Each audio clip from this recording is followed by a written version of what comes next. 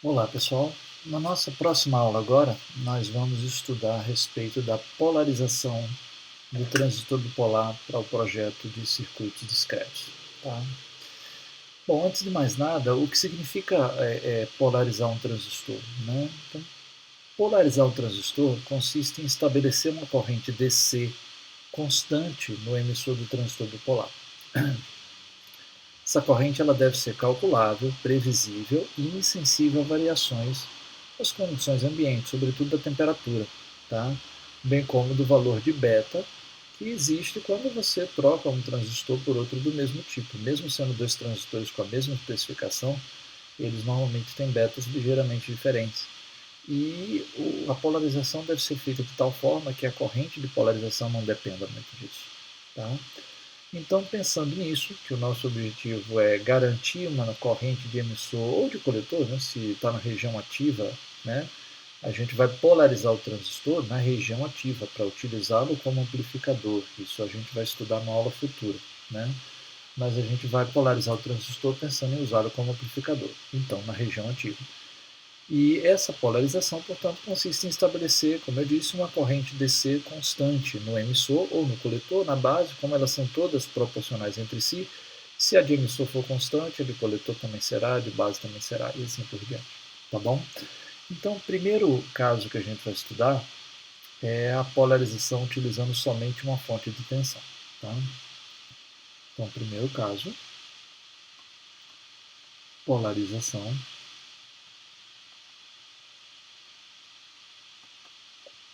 usando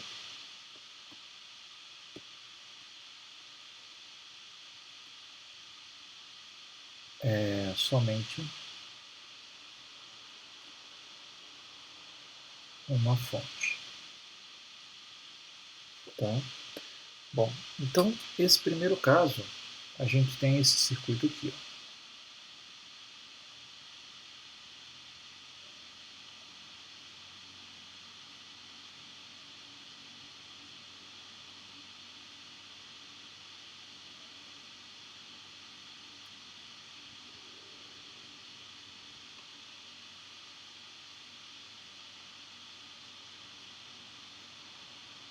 Então a gente vai ter algo nesse estilo, tá? Então aqui em cima a gente vai ter uma tensão de alimentação VCC, aqui eu vou ter o resistor de coletor, aqui eu vou ter o resistor de emissor, aqui eu vou ter uma resistência R1 e aqui eu vou ter uma resistência R2, certo? Bom, a melhor forma de analisar esse circuito é aplicando o teorema de Thevenin nele, tá? Então,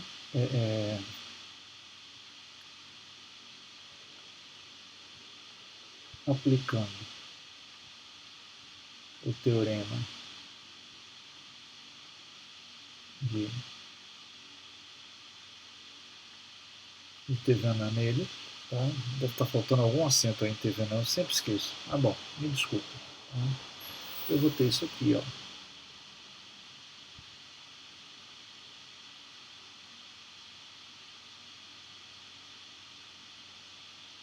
Eu vou ter o RE, o RC, aqui a gente vai ter o VCC, mas aqui a gente vai ter o seguinte: uma resistência de base, RBB, e aqui uma determinada tensão de base, que a gente vai chamar de VDB. Tá? Onde? Né? Deixa eu puxar esse desenho aqui um pouquinho para o lado. Né? Onde RBB, pelo teorema Thevenin, é dado pelo paralelo dessas duas resistências, né? Porque eu vou aplicar o teorema Thevenin aqui. Ó. Então eu vou ter aqui R1 em paralelo com R2, tá? E eu vou ter que a tensão VBB vai ser igual, né, a VCC, multiplica R2 sobre R1 mais R2. Deixa eu ver se consigo fechar esse parênteses direito aqui.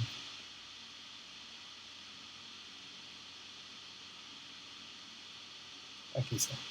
Certo? Então eu tenho esses dois parâmetros aí. Se a gente agora focar a nossa análise nesse circuito aqui, ele vai ser mais simples para a gente analisar, né? Então a gente pode escrever o seguinte, eu vou escrever aqui, ó, uma equação de malha aqui, ó. Então essa equação de malha eu começo de VBB, aí eu tenho a queda de tensão em RBB, passando por ele a corrente B, menos, aí eu tenho a tensão VBE, da queda de tensão aqui, ó, da base para o emissor, menos RE, IE, e isso aqui tem que me levar a zero. Tá? Lembrando, né, que a gente tem que IB é igual a IE sobre beta mais 1, eu posso então escrever o seguinte, eu posso organizar esse negócio da seguinte maneira, VBB menos VBE igual a RBB, no lugar de B eu vou botar IE sobre beta mais 1, mais RE, IE.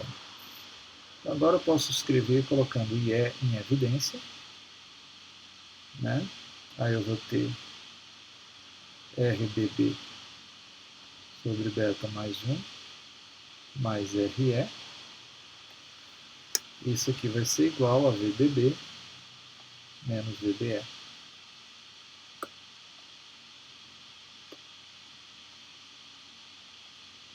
E daqui eu posso tirar a expressão para o cálculo da corrente de emissor IE, que vai ser igual a VBB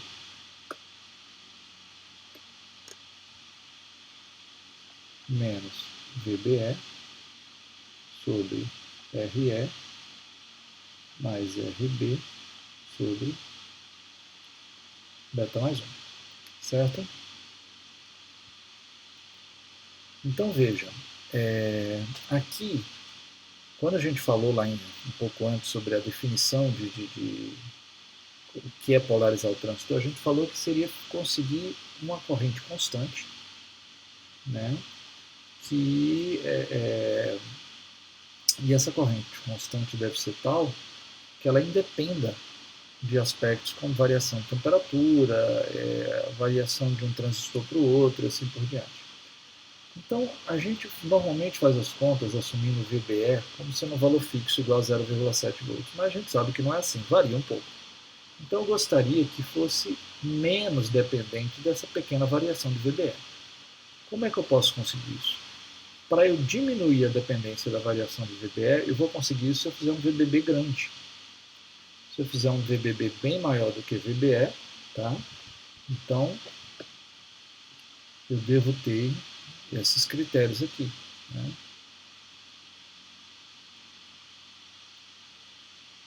Então, para que B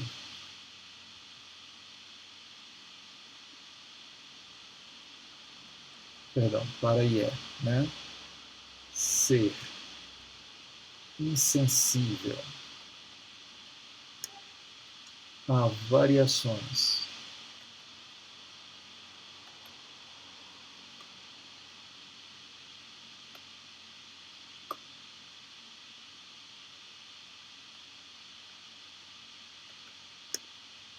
de beta,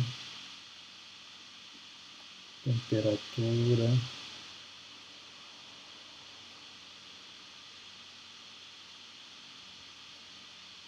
VBE, etc., devemos fazer. Primeira coisa, VBB muito maior que VBE, tá? E segunda coisa, RE muito maior que RBB sobre beta mais 1, tá? No entanto, né, a gente tem dois problemas aí. Temos dois problemas aí. Eu não posso fazer VBB tão grande quanto eu queira. Por quê? Porque, se vocês lembrarem, VBB é dado por um divisor de tensão aqui, né? Além do mais, eu preciso garantir que o transistor ele está na região ativa. E para ele estar na região ativa, a tensão aqui deve ser menor do que a tensão aqui. Então a tensão de emissor, de coletor, perdão, deve ser maior que a tensão de base. Se eu fizer esse valor aqui muito grande, esse valor aqui vai crescer também. E se eu exagerar, pode ser que esse valor fique tão alto que o valor aqui fique menor e essa junção polarize diretamente e ele satura. Então não posso fazer isso. Tá? Por outro lado, outra característica que nós vimos é que RS seja muito maior que RBB sobre beta mais 1. Bom, em teoria, eu teria que ter um RBB bem grande, né? Um RBB bem elevado. Só que para eu ter, perdão, em teoria eu deveria ter um RBB pequeno. Desculpa, falei errado. Eu deveria ter um RBB pequeno, né? Se eu quero que o RE seja muito maior que o RBB sobre beta mais 1, eu devo ter um RB pequeno, um RBB pequeno. Só que a gente vai ver mais adiante que vai depender de RBB a resistência de entrada do amplificador que eu for projetar usando esse circuito de polarização. E como a gente já falou lá quando estudou amplificadores operacionais, qual é a característica de resistência de entrada ideal para um amplificador de tensão? É igual a do amplificador operacional ideal, que é infinita. Então, idealmente, eu devo ter uma resistência de entrada muito elevada. Só que ter um RBB pequeno, para que o RE seja muito maior que o RBB sobre beta mais 1, gera uma contradição. Então eu quero que o RBB seja pequeno, para que ele seja mais insensível em relação ao valor de beta, mas por outro lado eu quero que o RBB seja muito grande, porque eu quero que a resistência de entrada seja muito elevada, como é bom para todo amplificador de tensão. Então a gente tem que procurar uma solução de compromisso entre essas duas coisas. A gente não vai entrar nesse mérito agora, a gente vai discutir isso mais à frente, mas é um aspecto relevante, certo? Bom, então uma estratégia que é muito usada para a gente contornar esse problema, uma estratégia mais simples, né, seria o seguinte, tá? Normalmente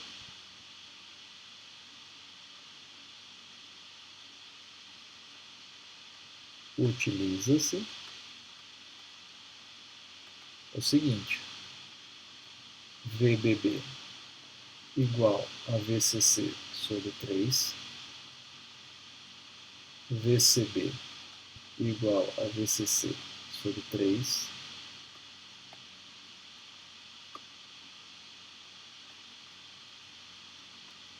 e RC e C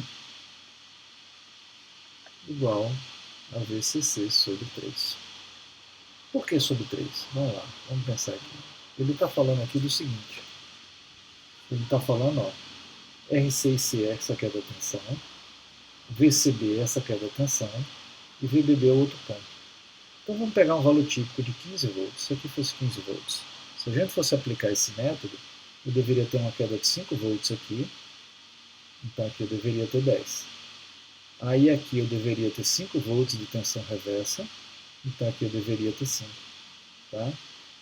Aí, mas não vai dar 5 exato, né? Porque o 5 deveria ser aqui. VBB deveria ser 15 sobre 3. Então aqui vai ser 5. Bom, e aqui vai ser 10. Então aqui não vai dar exatamente um terço. Bom, não tem problema. Não precisa dar exatamente um terço. Tá? Não precisa dar exatamente um terço do VCC. Desde que você divida mais ou menos em 3 partes.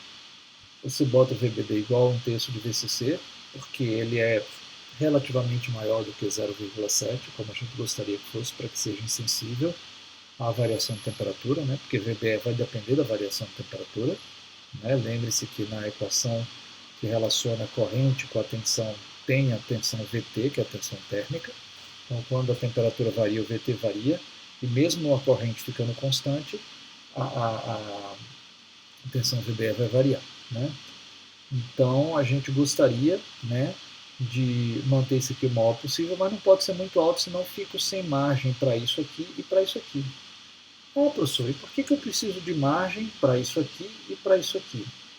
Eu preciso de margem para que o sinal que eu vou pegar aqui possa excursionar na saída. Tem que ser de tal maneira que esse pico que está aqui, ó, não pode chegar a 15. Porque se esse pico chegar a 15 volts, que é o que eu tenho aqui em cima, então não passa mais corrente por aqui. Se eu tenho 15 aqui e aqui eu tenho um sinal que está passando por 15, então nesse momento não tem passagem de corrente aqui. Se não tem passagem de corrente aqui, não tem aqui, não tem aqui, o transistor está cortado. Certo? E não pode ser muito baixo aqui também, né? Porque se for um valor muito baixo, eu fico sem margem para excursionar para cá. Então vamos fazer um desenho aqui para poder a gente tentar ilustrar e entender melhor esse conceito. Tá? Então vejam. Vamos tentar desenhar isso aqui.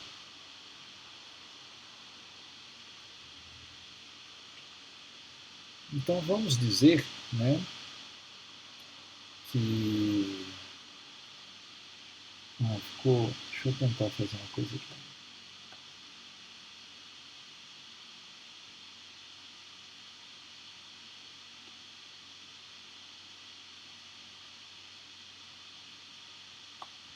Pronto.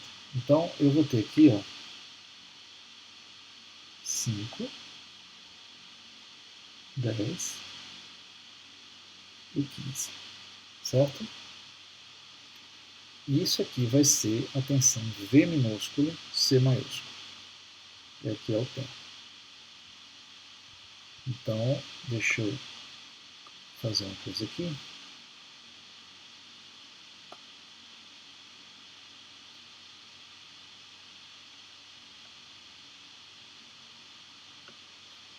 Então, isso aqui seria considerando, por exemplo, VCC igual a 15 volts, eu tenho o seguinte. Então vejam, eu vou desenhar aqui uma linha, vou botar em vermelho.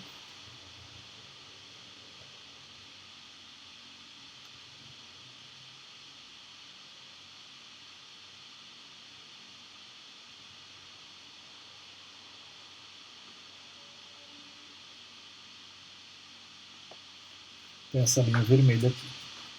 Quem é essa tensão? Vamos pegar aqui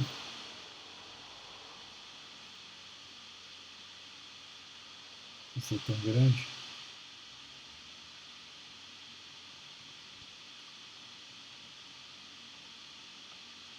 Aqui não dá espaço para desenhar o circuito para o transistor.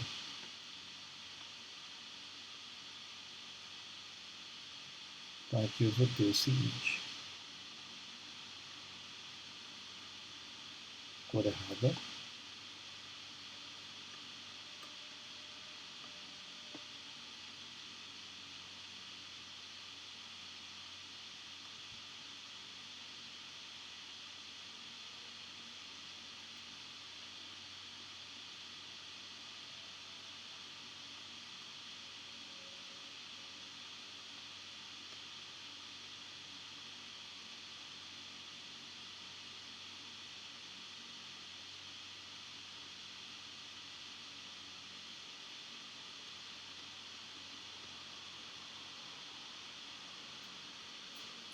Bom, então a gente tem mais ou menos isso aqui, tá? Então vejam, eu vou dizer aqui nesse caso que o meu VC vai ser igual a um VC maiúsculo mais um VCzinho de sinal. E o meu VC maiúsculo é justamente essa tensão aqui, ó. Então isso aqui vai dar quanto? Tá? Isso aqui vai dar 10 volts.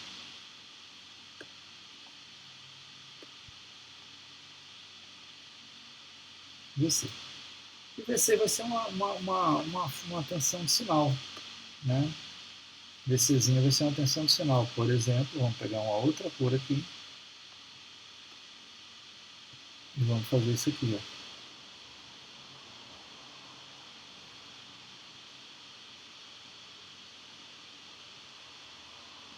Não consegue fazer isso.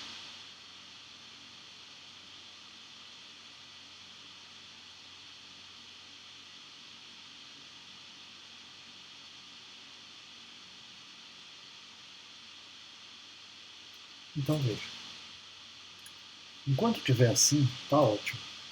Por que está ótimo?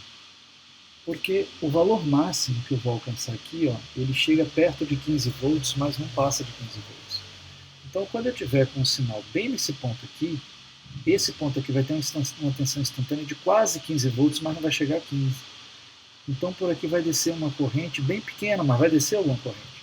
Garantindo que vai descer corrente por aqui, vai descer corrente por aqui. Então, o circuito está diretamente polarizado na região ativa.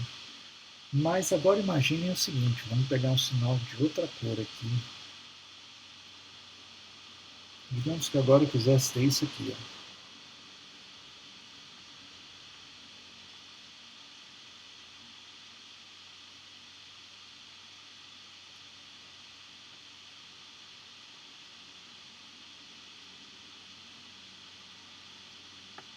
O que vai acontecer agora?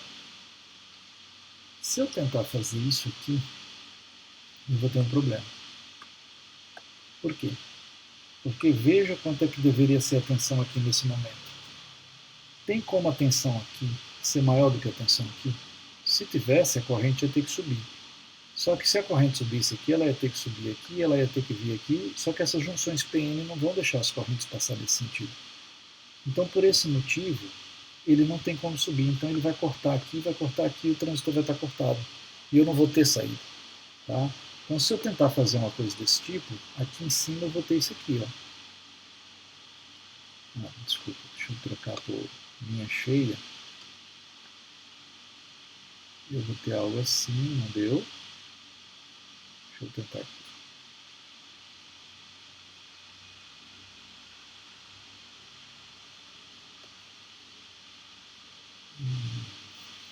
Como é que eu vou fazer isso aqui?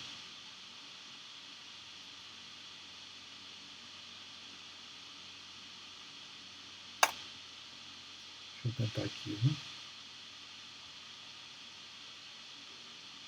Ele vai vir aqui. Quando chegar aqui nesse ponto, olha o que vai acontecer. E aqui ele vai descer. Ele vai vir aqui. Quando chegar aqui nesse ponto, e esse gráfico aqui ficou ruim, ele passou do ponto.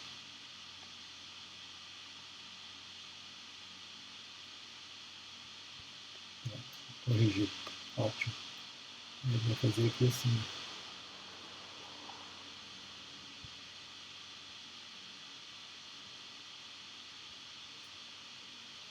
Então vocês conseguem ver que o sinal vai ficar deformado, ele vai ficar cortado em cima e embaixo. Aqui ele vai cortar porque literalmente o transistor corta. Né? E aqui ele corta por quê? O problema daqui é que a tensão aqui nesse ponto, ela cai abaixo, ela deveria cair abaixo de 5 volts. Como aqui eu tenho 5, a queda da tensão em cima desse resistor não é alta, porque a corrente de base é muito pequena. Então aqui eu vou ter um valor próximo de 5. Tá? Na verdade, nem próximo de 5, falei bobagem. Como aqui eu vou ter 0, né? Então, é porque eu também desenhei o circuito errado. Né? O circuito não é assim. Desculpem. Vou fazer certo.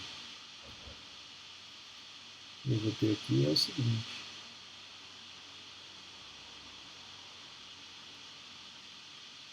Eu tenho RL. Isso, agora meu circuito está correto. Então veja, aqui eu vou ter 0, mas aqui eu não vou ter 0 mais, eu vou ter uma queda de tensão aqui em cima. Então, como a corrente por aqui é muito pequena, mesmo eu tendo um RB grande, eu vou ter um valor aqui muito próximo de 5 volts. Tá? Se a gente pegar uns valores que a gente viu aí atrás, a gente falou em uma corrente de base, digamos que a corrente de emissor fosse de 1 milho. Então a corrente de base vai ser de 10 micron. Então se eu tiver 10 microampere passando por um resistor de 100K, eu vou ter uma queda de 1 volt. Então a tensão aqui nesse caso, que seria um caso até bem significativo, eu vou ter 4 volts aqui. Então se essa tensão VC aqui cair abaixo de 4 volts, não seria exatamente 5, seria 4, né, no caso, né, nesse exemplo fictício, mas a gente vai desprezar aquela tensão aqui em cima do RB. Tá? Se eu tiver uma queda de tensão aqui que fique abaixo do valor que eu tenho aqui, então essa junção polariza diretamente o transistor satura. O que é que acontece quando o transistor satura? A corrente de coletor para de variar na mesma proporção da corrente de base. Quando a gente for usar isso aqui como amplificador, a gente vai conectar o sinal a amplificar no lado da base. E aí o que vai acontecer? Esse sinal vai produzir uma corrente de sinal que vai ser multiplicada por beta e vai aparecer aqui na saída. Se o transistor saturar, o beta deixa de valer. Então aqui vai ter variação de corrente e aqui não vai. E aí o transistor para de amplificar. Então eu não posso deixar cair abaixo desse ponto. Então essa tensão aqui, ela é fundamental, porque junto com essa, ela define o que a gente chama de excursão máxima do sinal de saída. Excursão máxima do sinal de saída.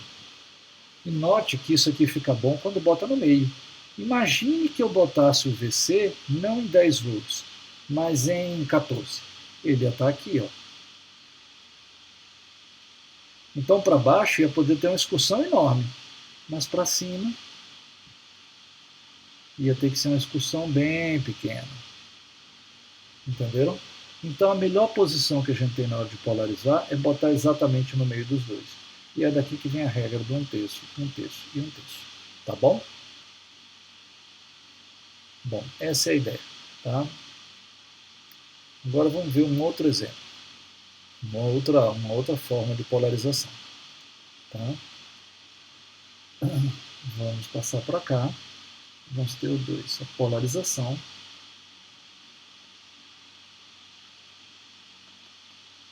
Com duas fontes.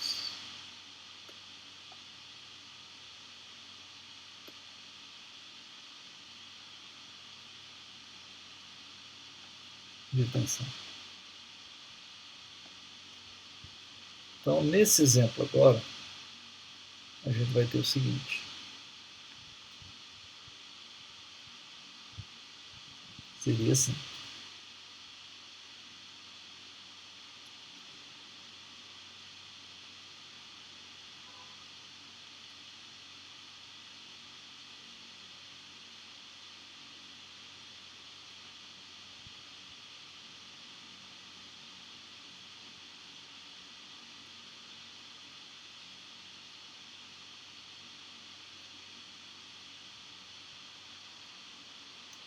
Seria isso aqui.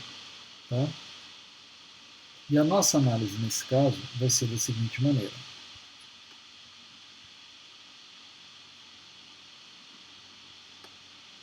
Vai ser da seguinte maneira. Eu vou escrever essa equação de malha aqui. Ó. Então eu vou começar de zero, né, porque aqui está em zero. Não preciso botar, então eu vou ter menos RB IB menos VBE menos RE IE. Isso aqui vai ter que dar não zero. Tem que chegar aqui no menos VEE, que eu tenho mais essa fonte aí. Eu vou ter menos VEE. E isso sim vai ter que dar zero. Tá? Então, quando eu organizar isso aqui, o menos com menos aqui do VE vai ficar mais. Eu vou ter, então, VE menos VBE igual a RB IB mais RE e E. E aí, usando aquela mesma identidade, né, de que IB é igual a IE sobre beta mais 1, eu posso, então, escrever que IE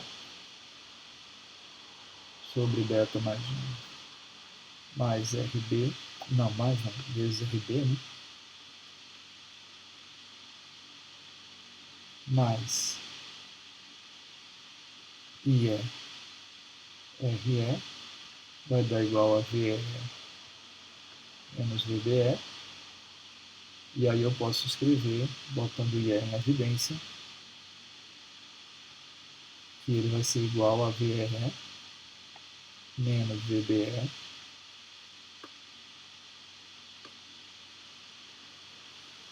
dividido por RE mais RB sobre beta mais 1. Tá? Então vejam que é uma equação muito parecida com a que nós tivemos no caso anterior. Mas tem uma diferença importante, que é a seguinte. Se vocês observarem, né, aqui no caso anterior tinha VBB e agora eu tenho VE. VBB eu tinha que ter aquela preocupação de um terço, um terço e um terço. Agora não.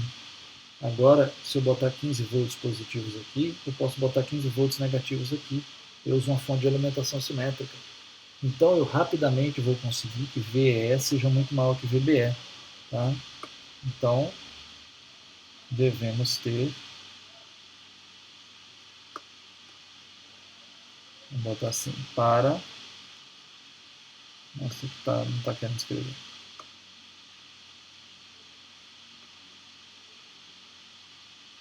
Para estabilidade de IE, devemos ter 2 pontos VE muito maior que VBE, o que, como eu disse para vocês, eu faço agora, não é problema, e devemos ter RE muito maior que RB sobre beta mais 1. Bom, esse problema aqui persiste, tá? Esse problema aqui persiste. Por quê? Porque o RB, a gente vai ver depois, não agora, que dele depende a minha resistência de entrada. E se eu quero usar isso como amplificador de tensão, eu gostaria de uma resistência de entrada alta, portanto eu deveria ter um RB alto. Claro, ele vai estar dividido pelo beta mais 1, mas se eu botar um RB bem alto, pode ser que isso me gere problemas com o meu RE. Mas não tem muita alternativa. Tá? Bom, outra coisa que é importante a gente ver é o seguinte, o RB aqui ele não é necessário se o sinal de entrada não for ser conectado aqui. É porque eu estou falando, no exemplo que eu dei, que a gente vai conectar o sinal de entrada aqui e a resistência de entrada vai depender de RB. Mas existe uma forma de fazer amplificador em que o sinal de entrada não é conectado aqui, ele é conectado aqui, no emissor. Tá? Aí numa situação dessas, o RB é desnecessário e isso aqui fica trivial. Ele para de depender do beta. Não importa a variação de beta e a corrente de polarização vai ficar sempre estável. Tá? Mas isso não é sempre. Muitas vezes eu preciso conectar o meu sinal de entrada aqui, eu preciso do RB. Tá? Bom, outra coisa que é importante a gente pensar é o seguinte. Em todos esses casos, tá? Todos esses são V2, né? E tanto nesse caso com 2 fontes, quanto no caso anterior com uma fonte só, a resistência RE ela tem um papel fundamental. Né? Ela cria um exemplo de realimentação negativa. Nós falamos rapidamente sobre realimentação negativa quando falamos de amplificadores operacionais e vimos que a realimentação negativa tem uma série de vantagens. Falamos um pouco sobre isso, isso a gente vai aprofundar em eletrônica 2. Mas agora em eletrônica 1 é importante que fique claro para vocês que a realimentação negativa é uma característica importante para a estabilidade do circuito. E o RE faz isso. Como? Vamos imaginar o seguinte, tá? Digamos que por qualquer motivo a corrente E aumentou. Digamos que variou a temperatura, qualquer coisa do gênero, e a corrente E aumentou. Se a corrente E aumentou, a queda de tensão em cima de RE agora é mais alta. Então digamos que aqui tinha, tinha menos 15 e aqui eu tinha menos 10. Se a corrente aumentar, então aqui não vai ser mais menos 10 agora. Aqui vai ser um pouco mais que menos 10. Digamos, vai ser menos 9,5. Vai ser menos 9,5. Ora, se a tensão aqui aumentou, tá? Então a diferença de tensão daqui para aqui diminuiu. Tá? Se a diferença de tensão daqui para aqui diminuiu, o VBE diminuiu. Se o VBE diminuiu, a corrente diminui. A corrente do coletor diminui. Como ele está na região ativa, e a corrente de emissor é praticamente igual à corrente do coletor, então se o VBE diminuir, então a corrente de coletor diminui e a corrente de emissor diminui. Ah, e daí? Bom, e daí que tudo isso começou com um aumento na corrente de emissor. Por uma maluquice aí de alguma variação de característica ambiental, a corrente de emissor aumentou. Isso levou a tensão aqui a subir. Isso levou a diferença de tensão daqui para aqui, da base para o emissor, a diminuir. E a tensão de base para o emissor diminuindo, VBE é quem está diminuindo, a corrente de coletor diminui e a corrente de emissor também diminui. Então notem que um evento qualquer que levou a um aumento inicial da corrente de emissor desencadeou uma sequência de eventos que levou no final a uma redução da corrente de emissor. Da mesma forma, se as variações ambientais forem tais que essa corrente por aqui diminuir, o que vai acontecer com a queda de tensão em cima de RE? Vai ser menor. Então essa tensão aqui vai ser ainda mais próxima de VE, vai ser reduzida. Então essa diferença de tensão daqui para aqui vai aumentar. Essa diferença de tensão daqui para aqui é VBE. Se VBE aumenta, a corrente de coletor aumenta e a corrente de emissor aumenta, ou seja, o efeito oposto. Se houver qualquer redução, por qualquer motivo, da corrente de emissor, desencadeia uma sequência de eventos que no final faz com que a corrente de emissor aumente. Isso é o que a gente chama de realimentação negativa. Tá? E isso faz com que a corrente estabilize em torno de um valor. E isso só é possível por conta do valor do resistor RE. Então é sempre importante que a gente use um resistor RE para poder garantir a polarização do nosso circuito de forma mais estável. Certo? Vamos ver mais uma outra configuração possível. Uma configuração 3. Tá? Então, vamos chamar isso aqui de arranjo de polarização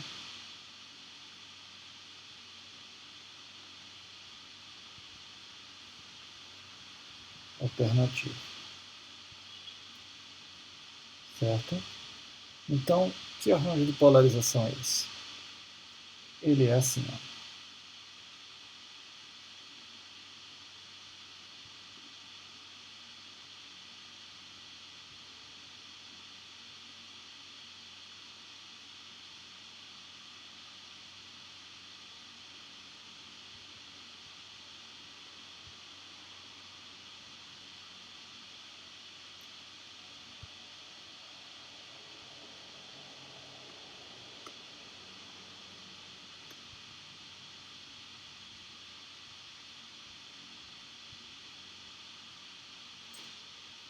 Pronto.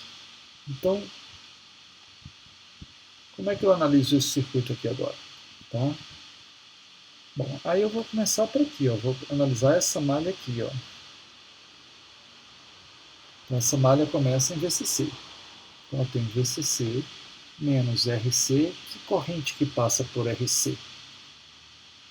Aí, vocês já formularam as respostas de vocês aí na cabeça de vocês? Eu queria apostar que alguém deve ter pensado que é a corrente de coletor. Só que não é. Né?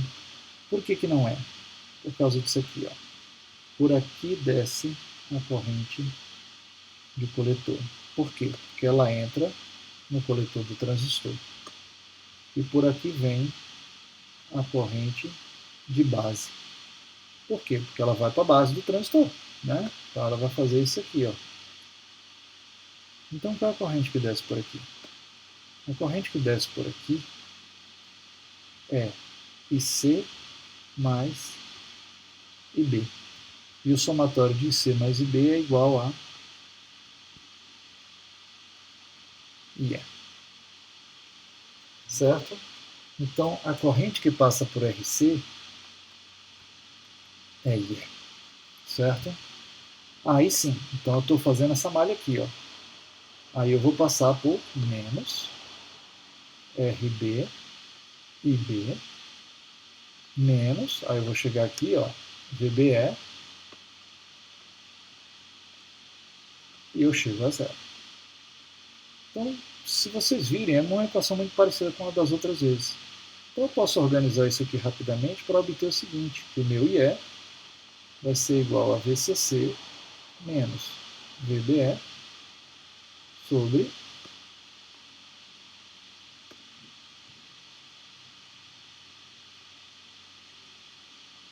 RC mais RB sobre beta mais 1. Quais são as diferenças que eu tenho em relação aos casos anteriores? Aqui eu tenho VCC no lugar de VE, que eu só uso uma fonte, tá vendo? Aqui eu uso terra, eu só tenho uma fonte. Né? E aqui não é que seja uma fonte. Né? Aqui é o VBE. Ó. Senão tá bem ruim de ver, né?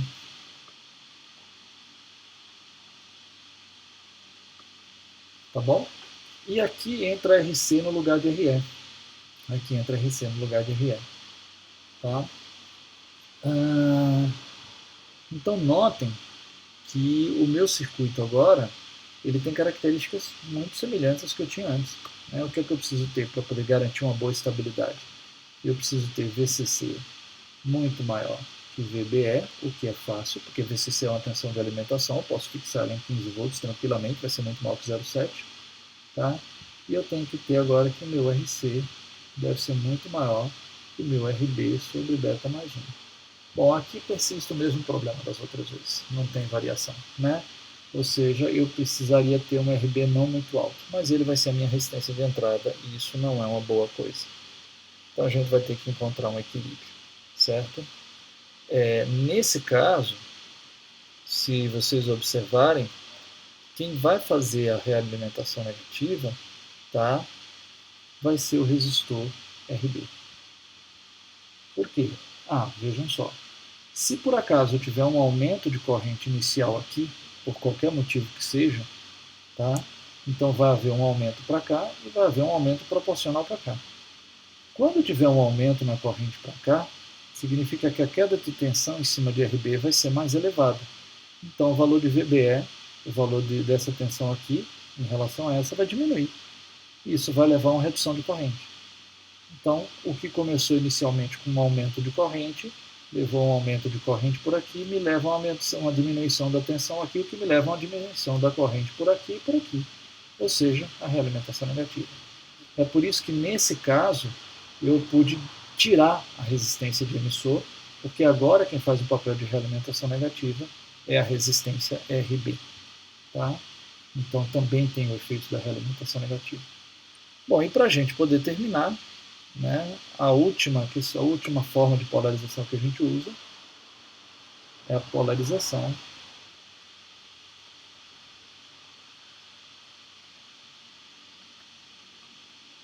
com fonte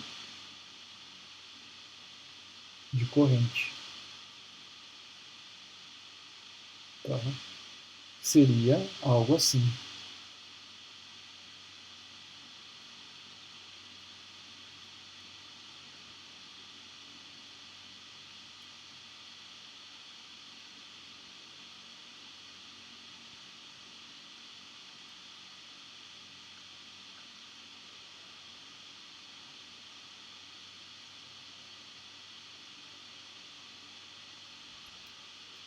Então, nesse caso, não tem análise a fazer. A corrente E vai ser diretamente igual à corrente I. E ela vai garantir a polarização do circuito. Tá? Os valores de RC, de RB, claro, eu tenho que escolher com algum cuidado para não gerar um problema. Porque, por exemplo, se eu colocar um valor de muito grande, a queda de tensão aqui vai ser muito alta. E essa tensão aqui vai ser muito baixa. Se essa tensão aqui cair abaixo dessa, o transistor satura. E aí ele não funciona na região ativa como eu gostaria. Tá? Então tem que tomar um cuidado com os valores de RC, de RB e do valor de I para não saturar o circuito. Mas ele nunca vai estar cortado. Porque o fato de ter uma corrente descendo por aqui significa que vai ter que essa junção estar diretamente polarizada, garantindo que ele vai estar sempre fora da região de corte. Mas eu não posso garantir a priori que ele está sempre fora da região de saturação. Então eu preciso tomar esse cuidado, levando em conta esse valor, a tensão da alimentação, o RB e a corrente I. Mas o corte está garantido pela fonte de corrente. Tá bom? Bom, isso conclui, né, a nossa aula sobre polarização de transistores bipolares em circuitos discretos. Tá? E a gente então retorna na próxima aula, começando a falar sobre o transistor como amplificador. Muito obrigado por terem assistido, pessoal.